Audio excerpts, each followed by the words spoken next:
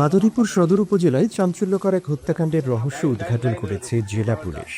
প্রতিপক্ষকে ফাঁসাতে সাজানো অপহরণ নাটক ফাঁস হয়ে যাওয়ার আশঙ্কায় নিজের আপন চাচাতো ভাইকে শ্বাসরোধ করে হত্যা এবং পরিচয় গোপন করতে নৃশংস ঘটনা ঘটিয়েছে ঘাতক।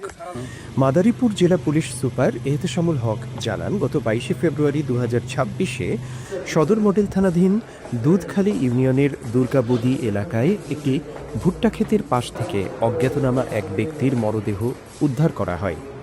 পরবর্তীতে জেলা পুলিশের নিবিড় তদন্তে নিহত ব্যক্তির পরিচয় নিশ্চিত করা হয়। তিনি হলেন 56 বছর বয়সী সিরাজ সরদার।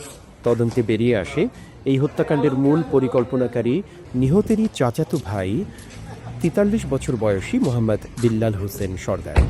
তদন্তকারী কর্মকর্তাদের জিজ্ঞাসাবাদে বিল্লাল হত্যার দায় স্বীকার করেছে বলে জানিয়েছে পুলিশ আরও জানায়, গ্রেফতারকৃত আসামিকে আদালতের মাধ্যমে জেল হাজতে পাঠানো হয়েছে এবং হত্যাকাণ্ডের সঙ্গে জড়িত অন্যান্য আসামিদের গ্রেফতারের জন্য অভিযান অব্যাহত রয়েছে।